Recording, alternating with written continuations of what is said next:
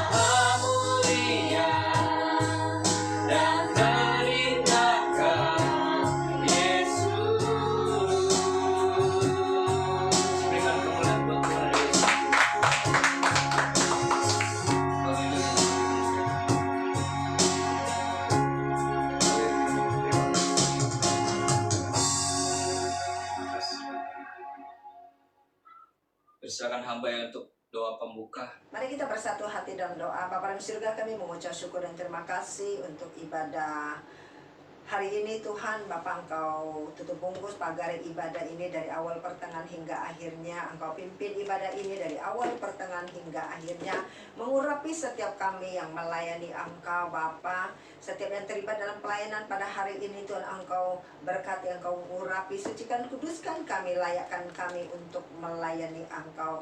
Biarlah Tuhan ibadah ini untuk memuliakan nama-Mu. Biarlah Tuhan ibadah ini boleh menjadi berkat bagi banyak orang. Terpujilah nama-Mu Tuhan sekarang sampai selama-lamanya. Kami takbiskan ibadah pada hari ini dalam nama Bapa, Putra, dan Roh Kudus, dalam nama Tuhan Yesus Kristus. Haleluya. Amin.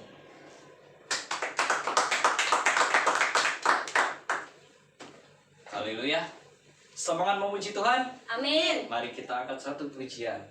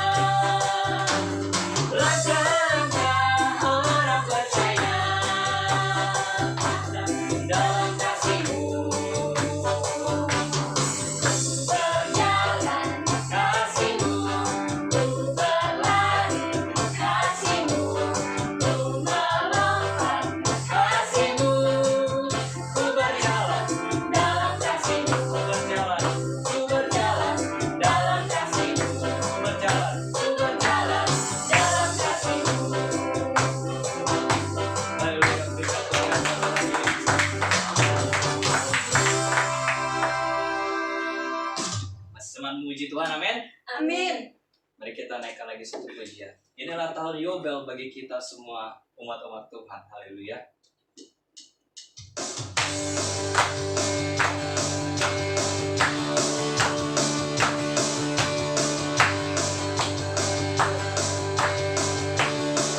Saudara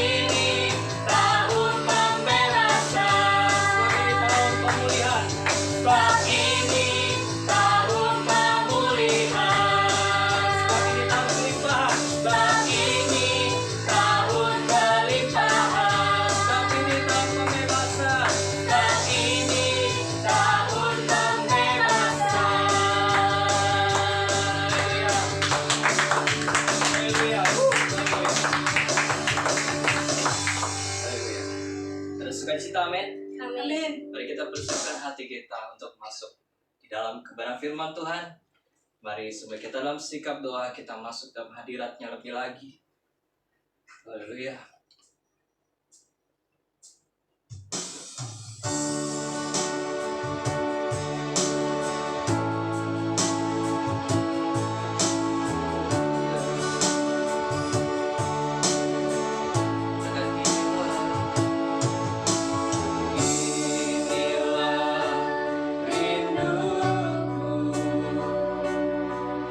Kepadamu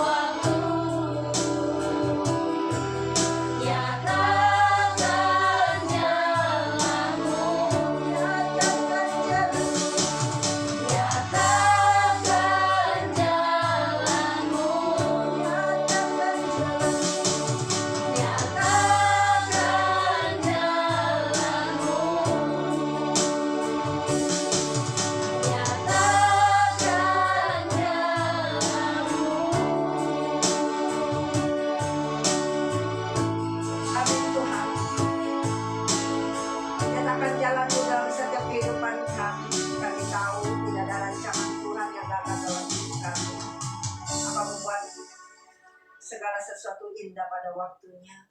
Kami mengucap syukur dan terima kasih untuk setiap kebaikan-Mu dalam kehidupan kami.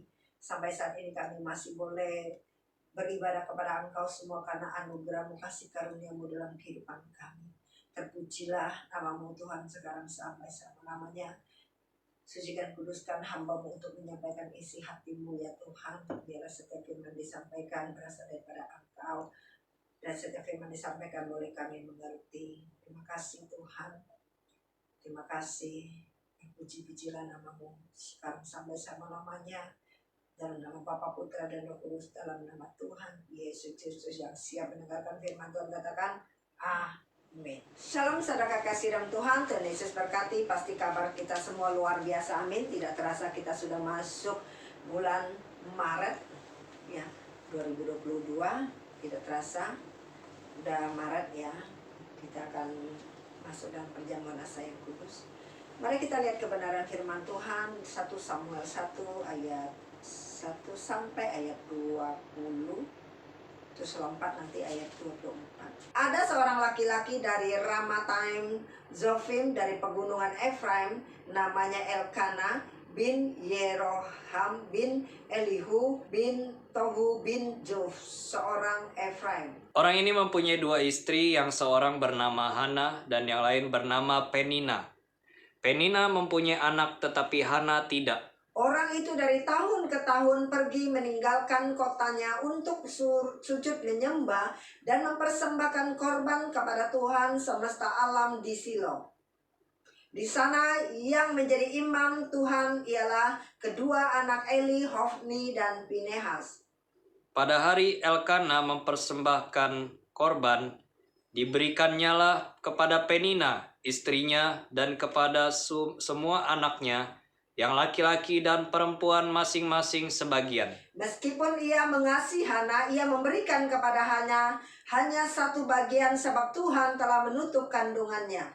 Tetapi madunya selalu menyakiti hatinya supaya ia gusar, karena Tuhan telah menutup kandungannya. Demikianlah terjadi dari tahun ke tahun. Setiap kali Hana pergi ke rumah Tuhan, Penina menyakiti hati Hana sehingga ia menangis dan tidak mau makan. Lalu Elkana suaminya berkata kepadanya, Hana, mengapa engkau menangis dan mengapa engkau tidak mau makan? Mengapa hatimu sedih? Bukankah aku lebih berharga bagimu daripada 10 anak laki-laki? Pada suatu kali setelah mereka habis makan dan minum di Silo, berdirilah Hana, sedang Imam Eli duduk di kursi dekat tiang pintu bait suci. Dan dengan hati pedih ia berdoa kepada Tuhan sambil menangis terseduh-seduh. Kemudian bernasarlah ia, katanya, Tuhan semesta alam, jika sungguh-sungguh engkau memperhatikan sengsara hamba-Mu ini dan mengingat kepadaku dan tidak melupakan hamba-Mu ini, tetapi memberikan kepada hamba-Mu ini seorang anak laki-laki, maka aku akan memberikan dia kepada Tuhan untuk seumur hidupnya dan pisau cukur tidak akan menyentuh kepalanya. Ketika perempuan itu terus-menerus berdoa di hadapan Tuhan, maka Eli mengamati mulut perempuan itu. Dan karena Hana berkata-kata dalam hatinya dan hanya bibirnya saja yang bergerak-gerak, tetapi suaranya tidak kedengaran, maka Eli menyangka perempuan itu mabuk. Lalu kata Eli kepadanya, berapa lama lagi engkau berlaku sebagai orang mabuk? Lepaskanlah dirimu daripada mabukmu. Tetapi Hana menjawab, bukan tuanku, aku seorang perempuan yang sangat bersusah hati. Anggur ataupun minuman yang memabukkan tidak kuminum, melainkan aku mencurahkan isi hatiku di hadapan Tuhan. Janganlah anggap hamba-Mu ini seorang perempuan dursila, sebab karena besarnya cemas dan sakit hati aku berbicara demikian lama. Jawab Eli, pergilah dengan selamat, dan Allah Israel akan memberikan kepadamu apa yang engkau minta daripadanya. Sesudah itu berkatalah perempuan itu, biarlah hamba-Mu ini mendapat belas kasihan daripadamu. Lalu keluarlah perempuan itu, ia mau makan dan mukanya tidak muram lagi. Keesokan harinya bangunlah mereka itu pagi-pagi, lalu sujud menyembah di hadapan Tuhan. Kemudian pulanglah mereka ke rumahnya di Rama. Ketika Elkana bersetubuh dengan Hana, istrinya, Tuhan ingat kepadanya. Maka setahun kemudian mengandunglah Hana dan melahirkan seorang anak laki-laki. Ia menamai anak itu Samuel, sebab katanya, aku telah memintanya daripada Tuhan. Setelah perempuan itu menyapi anaknya, dibawanyalah dia dengan seekor lembu jantan yang berumur 3 tahun. Lalu diantarkannya ke dalam rumah Tuhan di Silo. Waktu itu masih kecil betul anak-anak itu. Amin. Terima kasih, Tuhan Yesus berkati. Berikutnya di sini berjudul Lahirnya Samuel. Lahirnya Samuel. Di sini di pegunungan Efraim ada seorang yang bernama Elkana. Setiap tahun dalam keluarganya dia datang ke rumah Tuhan untuk berdoa, ya, dan memberikan persembahan kepada Tuhan, dan mereka sekeluarga datang di rumah Tuhan. Berarti keluarga Elkana adalah orang yang takut akan Tuhan. Setiap tahun dia pergi ke Silo untuk mempersembahkan korban kepada Tuhan. Elkana ini mempunyai 2 orang istri, yaitu Penina dan Hana. Jadi Hana adalah istri pertamanya. Bangsa Israel di zaman dulu kalau istrinya tidak bisa melahirkan, jadi dia boleh diceraikan. Tapi karena Elkana saking cintanya dengan Hana dan sayangnya kepada Hana, maka tidak mau menceraikan Hana. Dan dia mempunyai madu, yaitu Penina. Penina punya anak, sedangkan Hana tidak mempunyai anak. Dikatakan Hana ini mandul. Nah, mari kita belajar daripada kebenaran firman Tuhan. Hana yang dikatakan mandul, namanya orang mandul tidak akan punya anak. Namanya mandul selamanya nggak akan punya anak. Hanya kuasa Tuhan, mukjizat Tuhan yang bisa memberikan keturunan. Tapi bagaimana kita lihat apa yang membuat doa Hana menyentuh hati Tuhan? Apa yang membuat doa Hana menyentuh hati Tuhan sehingga yang dia dikatakan perempuan mandul, akhirnya dia boleh melahirkan Samuel dan keturunan yang lain, ya, melahirkan anak-anak yang lain. Selain Samuel, dia juga melahirkan anak-anak yang lain, ya. Mari kita lihat apa sih yang membuat doa Hana menyentuh hati Tuhan. Dalam setiap kehidupan orang percaya, mungkin saat ini doamu tidak dijawab oleh Tuhan. Mungkin pergumulanmu belum ada titik terang. Mungkin masalahmu belum ada jawaban daripada Tuhan. Apa sih yang membuat doa kita tidak dijawab oleh Tuhan?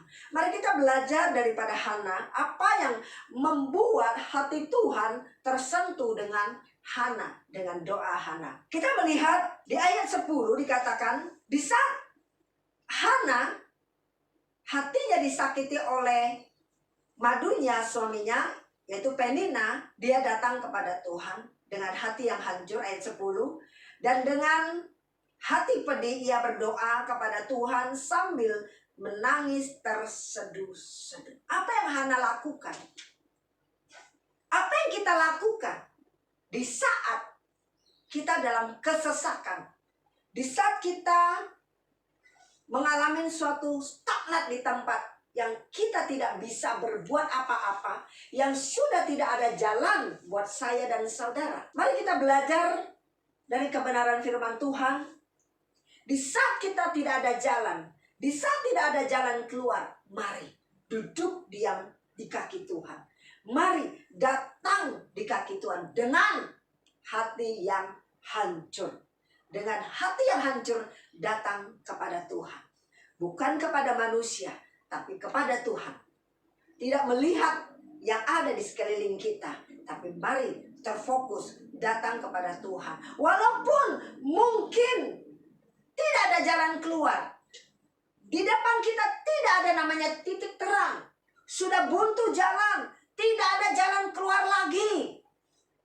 Tapi kita punya Allah yang luar biasa, Allah yang hidup, dan selalu mengerti keadaan dalam hidup kita, mengerti hati kita, mengerti setiap persoalan dalam dalam hidup kita. Hana datang dengan hati yang hancur.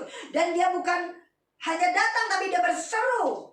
Ya, menangis dengan terseduh-seduh. Dengan hati yang benar-benar hancur di hadapan Tuhan. Artinya, dia merendahkan diri di hadapan Tuhan.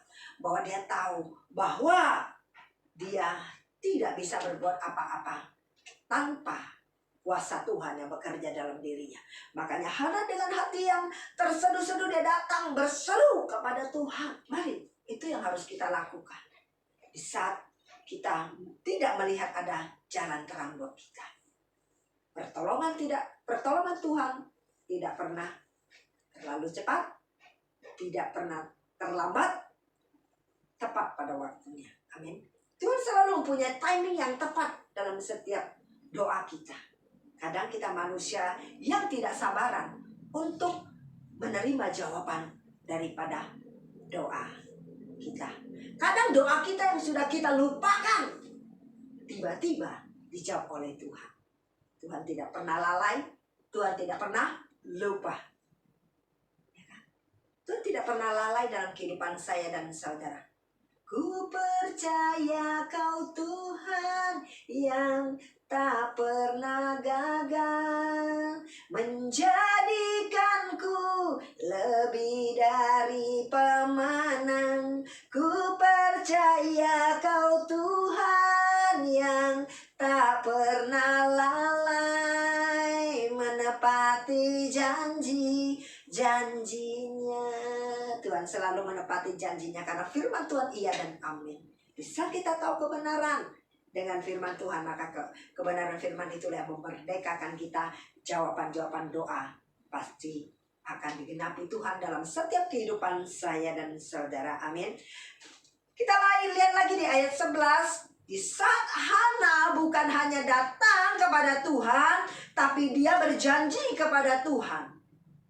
Dikatakan kemudian bernasarlah ia, katanya Tuhan semesta alam, jika sungguh-sungguh engkau memperhatikan sengsara hambamu ini dan mengingat kepadaku dan tidak melupakan hambamu ini, tetapi memberikan kepada hambamu ini seorang anak laki-laki, maka aku akan memberikan dia kepada Tuhan untuk seumur hidupnya dan pisau cukur tidak akan menyentuh kepalanya.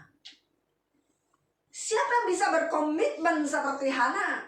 Segala sesuatu yang belum kita kelihatan, tapi Hana sudah punya komitmen bahwa itu doanya itu secara manusia nggak masuk akal. Dia mandul, nggak mungkin orang mandul. Secara kedokteran pun dia tidak akan punya anak.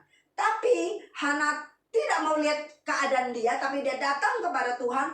Bahkan segala sesuatu yang tidak dia lihat, dia bernasar kepada Tuhan, berjanji kepada Tuhan bahwa apa yang dia dapatkan nanti dikembalikan buat Tuhan adalah untuk kemuliaan Tuhan. Sehingga disitulah Hana menyentuh hati Tuhan, bahwa apa yang dia minta itu bukan buat dirinya sendiri, tapi kembali untuk kemuliaan Tuhan. Bisakah kita lakukan setiap kita seperti Hana? Tentu memang tidak gampang, tapi pasti bisa bersama Roh Tuhan, yaitu Roh Kudus. Bisa kita tahu bahwa segala apa yang kita miliki bukan punya kita. Semua apa yang pada kita hanya titipan, sehingga kita baru bisa melakukan semuanya kembali kepada Tuhan. Karena datangnya daripada Tuhan dan kembali buat Tuhan. Makanya kenapa Hana bisa membuat hati Tuhan tersentuh dengan doanya. Jadi setiap berkat yang dia terima adalah untuk kemuliaan Tuhan. Hana tidak memikirkan pribadinya sendiri, tapi hanya Hana minta pertolongan Tuhan untuk menyatakan kemuliaan Tuhan dalam hidupnya dan kembali kepada untuk kemuliaan Tuhan. Sehingga itulah yang membuat hati Tuhan tersentuh. Amin.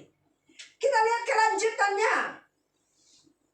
Di ayat 12 sampai 14, di sini kita katakan ketika perempuan itu terus-menerus berdoa di hadapan Tuhan, maka Eli mengamati mulut perempuan itu, dan karena Hana berkata-kata dalam hatinya dan hanya dengan bibirnya saja bergerak-gerak tetapi suaranya tidak kedengaran. Maka Eli menyangka perempuan itu mabuk. Lalu kata Eli kepadanya, berapa lama lagi engkau berlaku sebagai orang mabuk? Lepaskanlah dirimu daripada mabukmu. Di sini mengingatkan kita bahwa doa kita, doanya Hana tidak terfokus kepada apa yang dikatakan orang, tetapi dia berfokus kepada Tuhan. Hana tidak berfokus kepada perkataan orang. Di saat dia membawa doa dia kepada Tuhan, di saat gunjingan datang, di saat omongan sumbangan datang, Hana tidak peduli. Tapi dia fokuskan diri dia, doa dia kepada Tuhan. Dia tidak terkontaminasi dengan omongan-omongan orang yang ada di sekeliling dia. Kalau kita sering manusia, di saat kita datang kepada Tuhan, di saat kita dalam pergumulan, kita datang kepada Tuhan, sering iman kita mundur, iman kita digoncangkan karena kita suka mendengar suara-suara orang atau suara-suara yang ada di sekeliling kita. Makanya dalam kehidupan kita, di saat kita punya pergumulan, datanglah kepada orang yang kerohaniannya lebih tinggi dari kita. Yang lebih tepat adalah kepada pemimpin kita, kepada gembala kita, atau kepada pelayan-pelayan Tuhan. Tapi kerohaniannya lebih tinggi daripada kita. Jangan kepada orang-orang dunia. Jangan kepada orang-orang yang kerohaniannya levelnya lebih rendah daripada kita. Maka itu akan menyesatkan kita. Akan membuat kita lari daripada Tuhan. Akan membuat kita tidak yakin akan kuasa Tuhan dalam kehidupan saya dan saudara. Akan menggoncangkan iman kita. Kenapa? Karena di sekeliling kita ada suara-suara yang tidak mendukung kita dalam masalah kita. Bahkan mereka menggoncangkan iman kita di dalam kita berdoa kepada Tuhan. Yang Tuhan mau adalah belajar seperti Hana. Dia tidak terfokus kepada kata orang. Sedangkan Imam Eli katakan dia bahwa dia tuh mabuk.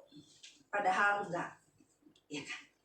Nah, itulah yang akan terjadi. Berarti akan hamba Tuhan sekalipun ada saatnya bisa membuat iman kita digoncangkan. Kenapa? Tuhan izinkan terjadi. Karena Tuhan ingin melihat hati kita sendiri.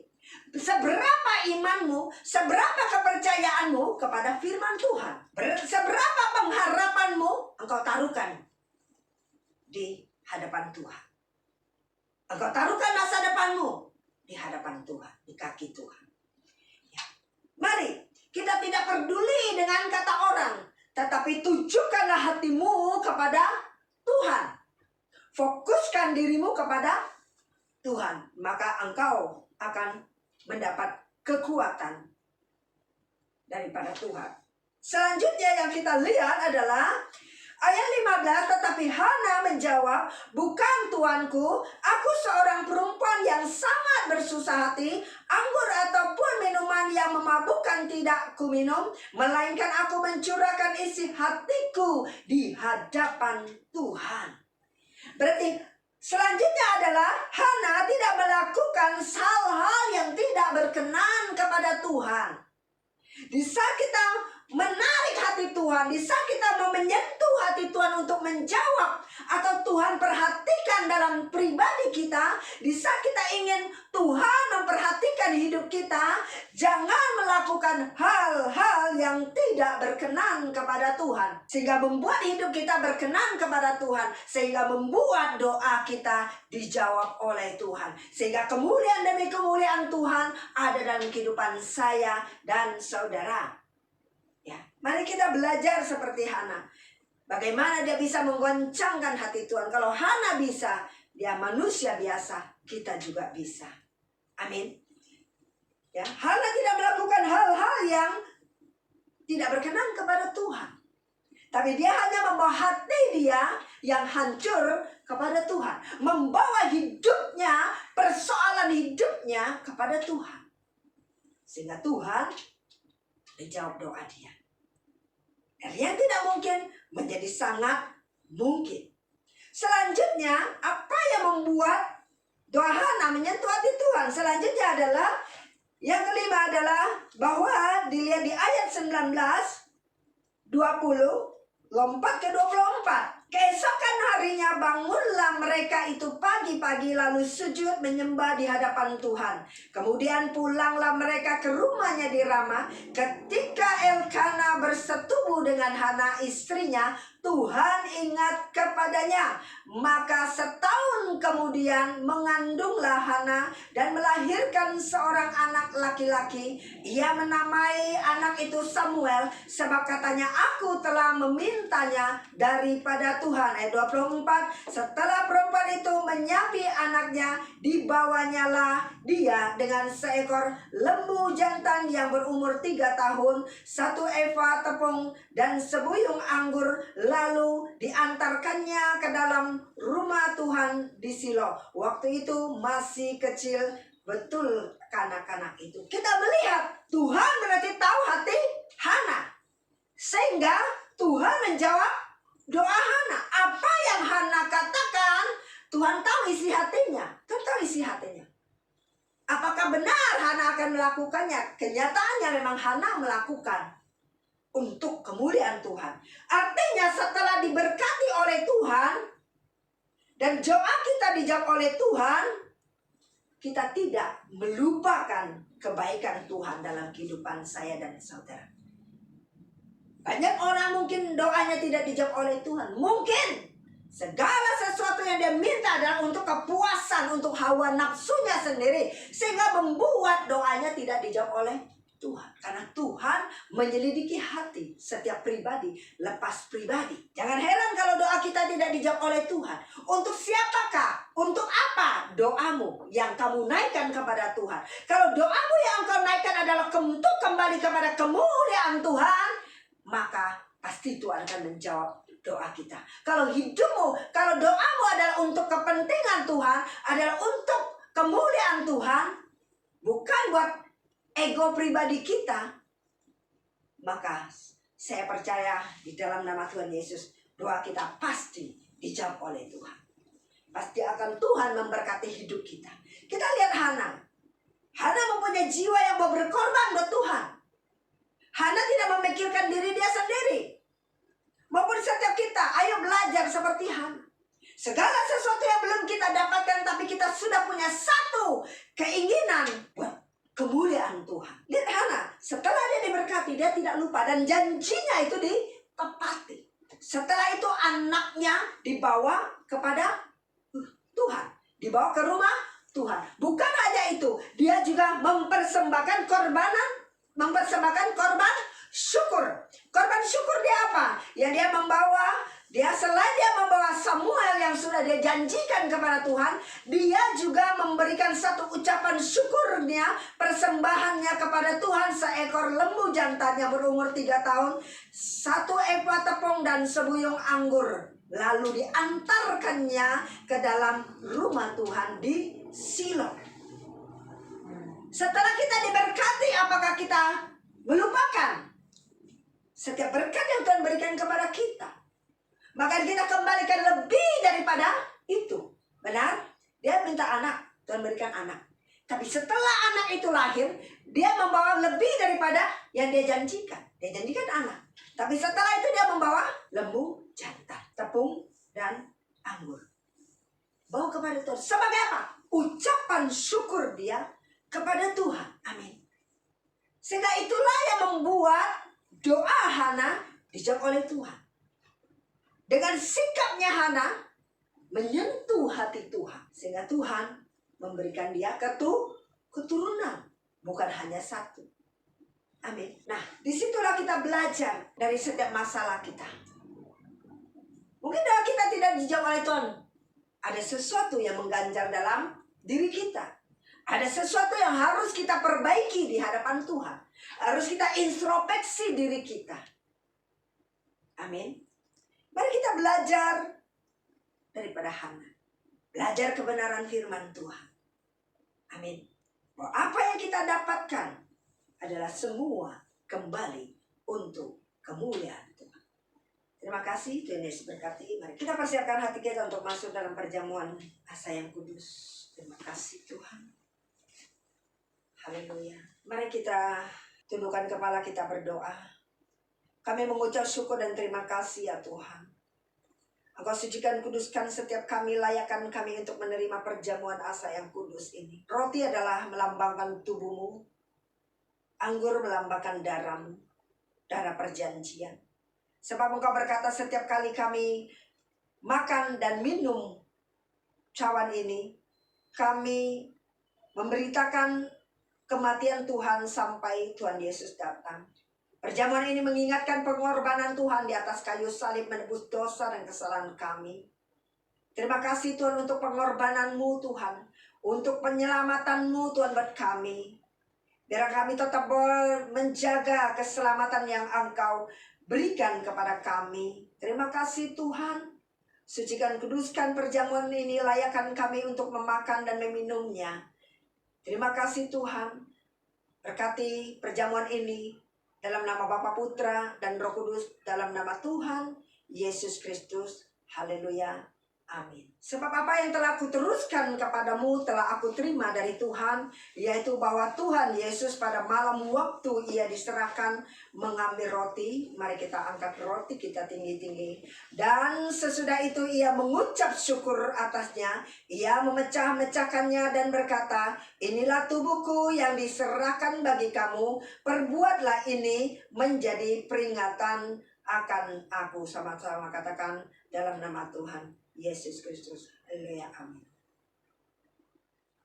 Demikian juga ia mengambil cawan sesudah makan lalu berkata, mari kita angkat cawan kita tinggi-tinggi. Cawan ini adalah perjanjian baru yang dimateraikan oleh darahku. Perbuatlah ini setiap kali kamu meminumnya menjadi peringatan akan aku. Sama-sama katakan di dalam nama Tuhan Yesus Kristus. Haleluya. Amin.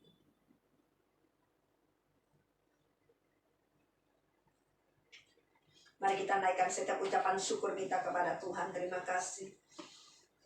Kita ingin masuk lebih lagi. Kita masuk ruang Maha Kudus. Naikkan setiap ucapan syukur kita kepada Tuhan untuk setiap kebaikan Tuhan, untuk pengorbanan Tuhan di atas kayu salib buat saya dan saudara. Terima kasih Tuhan. Terima kasih. Terima kasih Tuhan. Terima kasih Tuhan. Naikkan setiap ucapan syukur kita kepada Tuhan. Terima kasih Tuhan. Ku bersyukur padamu. Ku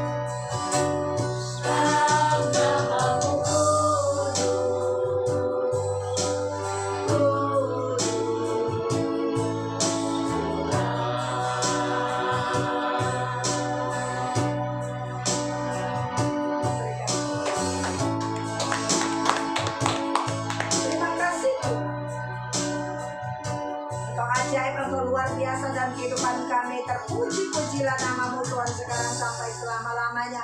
Kami mengucap syukur setiap firman yang sudah disampaikan, mengucap syukur setiap berkat yang sudah kami terima di dalam nama Bapa, Putra, dan Roh Kudus, dalam nama Tuhan Yesus Kristus. Haleluya. Amin. Bagi saudara-saudari yang ingin memberikan persembahan, dapat ditransfer ke rekening BCA yang tertera di layar.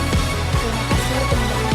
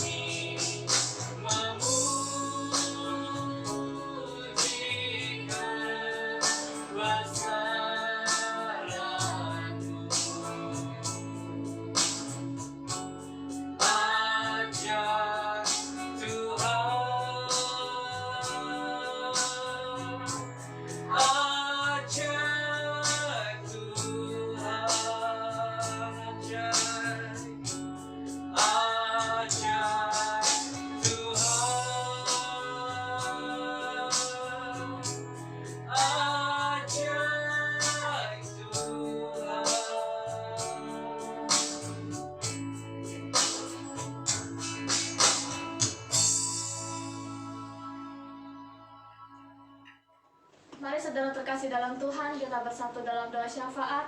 Bapa kami dalam surga, Tuhan Yesus Kristus, terima kasih untuk ibadah rayamu pada hari ini telah Engkau perlancar dari awal pertengahan hingga akhir. Terima kasih juga untuk setiap firman-Mu, biar setiap firman yang telah kami dengar boleh tertanam dalam hati kami, berakar, bertumbuh, dan berbuah dalam setiap kehidupan kami. Jadikan kami seperti Hana, Tuhan, yang senantiasa berharap kepada Engkau, ya Tuhan. Terima kasih Engkau urapi juga hamba-Mu yang telah menyampaikan. Engkau urapi kembali hamba-Mu yang telah menyampaikan sabda kebenaran firman-Mu dengan urapan baru daripada Engkau. Apa yang menjadi kerinduan hati-Mu boleh lebih lagi disampaikan melalui hamba-Mu untuk disampaikan kepada kami semua. Dan juga kami mengangkat tangan kami untuk hamba-Mu Feni Febrita yang telah Engkau pilih menggembalakan jemaat di GKPR Living Bread ini. Semakin Engkau urapi, tutup bungkus dengan kuasa darah-Mu. Berikan senantiasa jubahkan dan hati di dalam setiap pelayanannya. Roh hikmat, marifat, kebijaksanaan semakin Engkau berikan kepada beliau. Kemanapun kakinya melangkah untuk melayani Engkau, Engkau turut campur tangan. Mujizat yang heran boleh terjadi, nama-Mu boleh semakin dipermuliakan. Berkat dari barat, utara, timur, selatan Engkau kirimkan menyertai di sepanjang pelayanannya.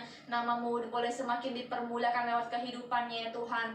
Dan juga anak-anak dimanapun mereka berada, Engkau yang berikan roh takut akan Engkau. Pakai mereka untuk kemuliaan bagi nama-Mu. Roh sukacita, damai sejahtera, keharmonisan ada di dalam keluarga Ibu Gembala Sidang kami, dan juga untuk hamba-Mu yang telah melayani pada hari ini, baik song leader, singer, pemain musik, dan yang terlibat dalam pelayanan sekecil apapun. Engkau yang urapi kami semua kembali dengan urapan baru daripada Engkau. Berikan kami satu kesatuan, ikat kami dengan tali kasih-Mu. Berikan kami kekompakan di dalam melayani Engkau lebih lagi, dan jumlah di antara kami percaya semakin Engkau tambahkan. Setiap jemaat yang ada juga yang telah mengikuti ibadah online pada hari ini, Engkau Tuhan Allah yang memberkati setiap daripada kami. Engkau juga Tuhan Allah yang senantiasa berikan kami hati yang senantiasa berharap kepada Engkau. Tarik kami untuk lebih rindu lagi akan hadirat dan firman-Mu, sehingga kami boleh tetap berjalan di dalam jalan-Mu. Kehidupan kami di sepanjang perjalanan kami boleh seturut dengan kehendak-Mu. Berkati juga bangsa kami Indonesia. Engkau Tuhan Allah yang memberkati, berikan jalan keluar dalam segala hal, ya Tuhan. Engkau turut campur tangan dalam pemerintahannya. Pemulihan boleh terjadi atas Indonesia. Penuaian jiwa boleh terjadi atas Indonesia. Engkau persiapkan setiap gereja-gereja untuk boleh siap di dalam menuai jiwa-jiwa yang ada, ya Tuhan. Begitu pula juga dengan gereja tempat ini, Tuhan, di GKPR Living Bread. Engkau persiapkan pekerja-pekerja yang ada, ya Tuhan. Dan juga Engkau tambahkan pekerja-pekerja yang dibutuhkan, ya Tuhan. Begitu pula juga dengan tangan yang telah memberkati dalam persembahan. Engkau memberkati usaha pekerjaan apapun yang dikerjakan boleh berhasil dan beruntung. Nama-Mu boleh semakin dipermuliakan lewat setiap pekerjaan kami, ya Tuhan. Dan Engkau juga yang memberkati setiap tangan yang belum sempat memberkati, agar kami semua boleh lebih lagi belajar memberkati untuk kemuliaan nama-Mu. Terima kasih Tuhan, Engkau yang sempurnakan doa kami, dan setiap doa kami serahkan hanya di dalam tangan-Mu, di dalam nama Tuhan Yesus Kristus. Haleluya, amin. Sebelum kami mengakhiri ibadah ini, kami rindu untuk menerima berkat daripada Engkau. Mari saudara kekasih, dalam nama Tuhan Yesus Kristus, angkatlah kedua tanganmu, terimalah berkat. Tuhan memberkati engkau dan melindungi engkau. Tuhan menyinari engkau dengan wajahnya dan memberi engkau kasih karunia. Tuhan menghadapkan wajahnya kepadamu dan memberi engkau damai sejahtera. Oleh karena itu, pulanglah, terimalah berkat dari Bapa, Anak, dan Roh Kudus. Berkat kasih karunia, berkat damai sejahtera, sukacita yang berlimpah-limpah, penyertaan Roh Kudus sekarang sampai selama-lamanya, sampai Tuhan membawa kita pulang ke rumah Bapa di surga untuk hidup kekal sampai selama-lamanya. Setiap kita yang sudah menerima berkat Tuhan katakan amin.